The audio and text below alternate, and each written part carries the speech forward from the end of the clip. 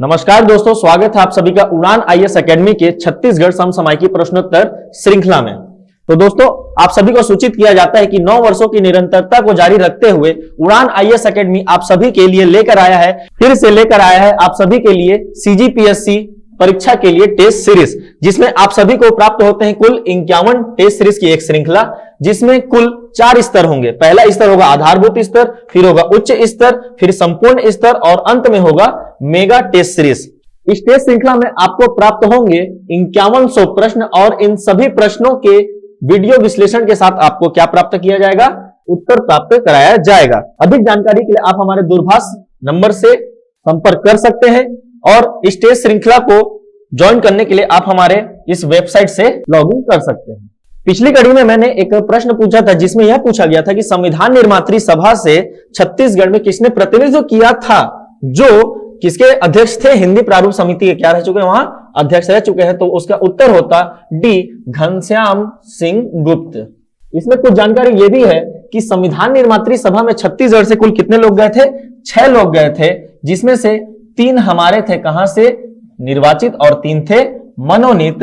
3 जो निर्वाचित थे उसमें से एक रायपुर से और एक बिलासपुर से और एक दुर्ग से थे। जो रायपुर से थे वो थे पंडित रविशंकर शुक्ल जी, और जो बिलासपुर से थे वे थे बैरिस्टर छेदीलाल जी, और जो दुर्ग से थे वे थे घनश्याम सिंह गुप्त जी। और जो 3 मनोनीत सदस्य थे उनमें से एक था सामंती नरेशों की तरफ से और 2 थे रियासती जनता की तरफ से। जो सामंती नरेश की तरफ से थे वे थे सरगुजा के दीवान, इनका नाम था राय साहब रघुराज सिंह। और जो 2 रियासती जनता के प्रतिनिधित्व थे उनमें से एक कांकेर राम प्रसाद कोटाई जी और एक थे रायगढ़ से किशोर मोहन त्रिपाठी जी। ठीक है दोस्तों, तो आज का जो हमारा पहला प्रश्न है वो है हथकरघा के ऊपर कि हथकरघा विभाग के द्वारा उस साड़ी का नाम क्या रखा गया है। ध्यान रखिएगा, हथकरघा विभाग के द्वारा उस साड़ी का नाम क्या रखा गया है जो भगवान राम के दरबार की थीम पर बनाया गया है। ठीक है, थीम क्या है? भगवान राम का दरबार है। ठीक, और नाम किसने रखा है? हथकरघा विभाग ने रखा है। What is the name given to that sari by Handloom Department which is based on theme of court of Lord Ram? तो इसका उत्तर है दोस्तों वो है रामायण साड़ी। ठीक है, हुआ कि एक्चुअली जांजगीर चांपा जो कि बहुत ज्यादा प्रसिद्ध है किसके लिए? कोसा उत्पादन के लिए और अपने बुनकरों के लिए। ठीक, वहां कोसा के क्या होते हैं? बहुत सारे उत्पाद बनाए जाते हैं, साड़ी हो गया, लुंगी हो गया, बहुत सारे उत्पाद बनाए जाते हैं वहां कोसा के, उसके लिए वो बहुत फेमस है। तो वहां का एक बुनकर सहकारी समिति है, परमेश्वरी सहकारी समिति के नाम से उन्होंने एक साड़ी बनाया है जिसमें क्या है? राम जी के दरबार को बहुत अच्छे से अलंकृत किया गया है। तो हथकरघा विभाग ने उसका नाम क्या रखा? रामायण साड़ी, और उसे क्या किया? एक एम्पोरियम में बेचने के लिए रखा भी गया है। ठीक है, उसकी ऑनलाइन बिक्री भी हो सकती है और उसकी एम्पोरियम में भी क्या हो सकती है? बिक्री हो सकती है। अगला जो क्वेश्चन है वो एम्पोरियम से ही है। छत्तीसगढ़ अपेक्स हैंडलूम एम्पोरियम, जिसे हम बिलासा एम्पोरियम ठीक कहते हैं, वो कहां स्थित है? Chhattisgarh apex handloom emporium is located. ठीक, ये जो एम्पोरियम है दोस्तों वो बिलासपुर में नहीं है, जगदलपुर में भी नहीं है, वो जांजगीर में भी, वो कहां है? अपना रायपुर में स्थित है। यहीं पास उसकी क्या है? बिक्री भी की जा रही है, जो अभी हमने साड़ी बताई। तो याद रखिए दोस्तों कि बिलासा एम्पोरियम कहां है? वो रायपुर में स्थित है। फिर जो हमारा तीसरा प्रश्न है आज का वो है मुख्यमंत्री युवा स्वरोजगार योजना के अंतर्गत। मुख्यमंत्री युवा स्वरोजगार योजना के अंतर्गत विनिर्माण क्षेत्र के उद्योग की स्थापना के लिए अधिकतम कितना ऋण दिया जा सकता है? ध्यान से, ठीक है, एक योजना चल रही है मुख्यमंत्री युवा स्वरोजगार योजना। ठीक, मुख्यमंत्री युवा स्वरोजगार योजना चल रही है।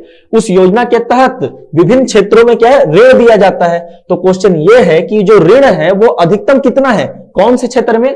विनिर्माण के क्षेत्र में, जिसे हम उद्योग के नाम से भी जान सकते हैं। ठीक, तो ये जो उसका उत्तर है वो है 25 लाख रुपए। ठीक, अधिकतम कितना रुपए दिया जा सकता है? 25 लाख रुपए विनिर्माण के क्षेत्र में दिया जा सकता है।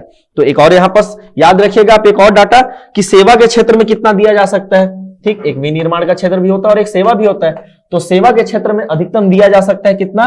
10 लाख रुपए। तो फिर व्यवसाय के क्षेत्र में कितना दिया जा सकता है? नॉर्मल अगर किसी को व्यापार करना है तो इस क्षेत्र में अधिकतम दिया जा सकता है कितना? 2 लाख रुपए।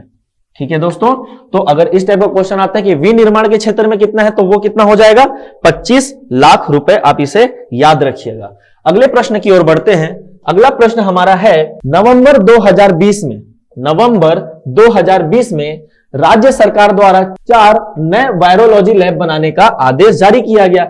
इन 4 जगहों में शामिल नहीं है। मतलब वर्तमान में हाल ही में राज्य सरकार ने ठीक कोविड-19 को देखते हुए वायरोलॉजी लैब की स्थापना करने का आदेश जारी कर दिया गया, क्योंकि हमको बहुत सारे टेस्ट करने हैं अभी आने वाले दिनों में। तो 4 नए वायरोलॉजी लैब बनाने हैं। वो कहां कहां बनाने हैं? एक महासमुंद्र में बनाना है, एक कांकेर में बनाना है, एक कोरबा में बनाना है, और एक जो बनेगा वो कहां है? कोरिया में बनेगा। तो इन 4 जगहों में क्या है? वायरोलॉजी लैब की स्थापना की जानी है। मतलब कौन सा होगा हमारा आंसर? मुंगेली, क्योंकि वो पूछ रहा है कि कहां नहीं है। In November 2020, an order was issued by the state government to construct 4 new virology labs. Which place is not included in this? तो वो आंसर क्या होगा? मुंगेली। मुंगेली में अभी स्थापना नहीं की जा रही है। दोस्तों यहां पास ये भी याद रखिएगा कि ये जो 4 नए वायरोलॉजी लैब है वो NMDC के फंड से जारी हो रहे हैं। एक्चुअली में फंड क्या है? CSR से जारी हो रहा है, ठीक है? CSR फंड से दिए जा रहे हैं, इनसे स्थापना की जा रही है। प्रत्येक के लिए 2.5 करोड़ रुपए, और टोटल कितना हो जाएगा? 10 करोड़ रुपए। अगला जो हमारा प्रश्न होगा वो है मोहरा कार्तिक पूर्णिमा मेला से। ठीक, याद रखिएगा कार्तिक पूर्णिमा मेला कहां लगता है? वो लगता है महादेव घाट का मेला, ठीक है? वो रायपुर का है। ठीक, यहां पास एक नाम जुड़ा हुआ है मोहरा कार्तिक पूर्णिमा मेला। ठीक, हाल ही में यह चर्चा में था क्योंकि राजनांदगांव जी के कलेक्टर हैं वो, उन्होंने क्या किया था? इस पर प्रतिबंध लगाया है, क्योंकि कोविड-19 को देखते हुए अभी उसको स्थगित कर दिया गया है। तो वो पूछ सकता है कि मोहारा कार्तिक पूर्णिमा मेला का आयोजन किया जाता है किस जिले में? In which district the Mohara Kartik Purnima Mela is organised? तो आंसर क्या हो जाएगा हमारा? राजनांदगांव। राजनांदगांव जिले में ये क्या है? स्थित है, जहां पास क्या किया जाता है? कार्तिक पूर्णिमा का मेला मनाया जाता था। हमारा अगला क्वेश्चन है कक्सेना जलाशय स्थित है किस जिले में? In which district Kaksena reservoir is located?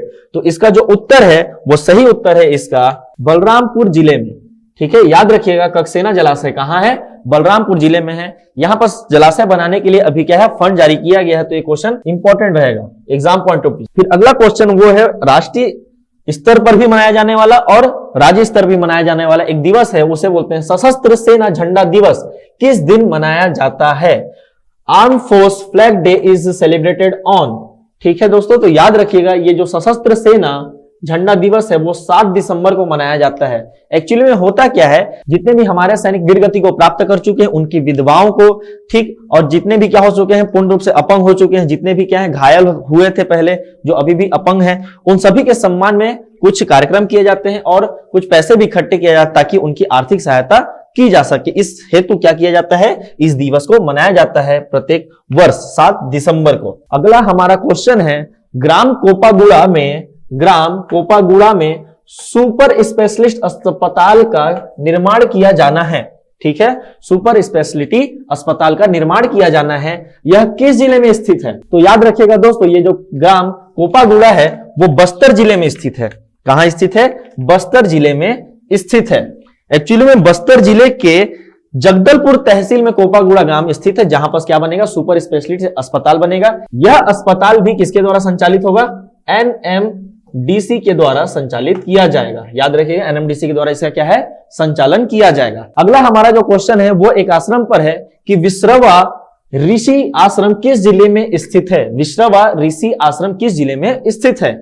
Vishrava ऋषि आश्रम is located in which district? आप सभी को यह ज्ञात होगा ही कि छत्तीसगढ़ में राम वन पथ गमन सर्किट बनाया जा रहा है, योजना चल रही है, जिसके तहत जहां जहां श्री राम जी क्या किए थे? हमारे यहां पदगमन किए थे अपने किस काल में?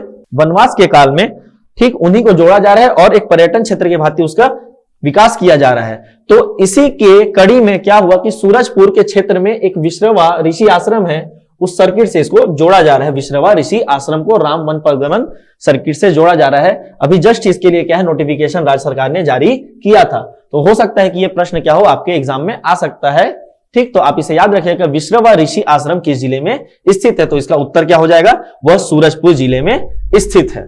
जो हमारा अगला प्रश्न है वो है मरवाही विधानसभा क्षेत्र से नवनिर्वाचित विधायक डॉक्टर के ध्रुव जी ने अपना शपथ किस भाषा में ग्रहण किया था? ठीक है, तो आपको देखने से लग रहा हो कि एकदम ट्रिकी क्वेश्चन है, पता नहीं किससे किया होगा। ऐसा कुछ नहीं, इन्होंने किस भाषा से किया था? हिंदी भाषा से अपना शपथ ग्रहण किया था। Newly elected MLA from Marwahi assembly doctor K Dhruv took his oath in which language? तो आंसर क्या हो जाएगा आपका? हिंदी लैंग्वेज से इन्होंने क्या किया था? अपना शपथ ग्रहण किया था। तो आशा करता हूं दोस्तों कि आज का आपको ये 10 प्रश्न पसंद आया होगा। आज का ये 10 प्रश्नों का आंसर की ये रहा। तो वीडियो पसंद आने पर दोस्तों इसे लाइक करें, शेयर करें अपने दोस्तों के साथ, ताकि अधिक से अधिक लोग इसका लाभ उठा सकें। अगली कड़ी में हम क्या करते हैं, फिर से मिलते हैं। धन्यवाद।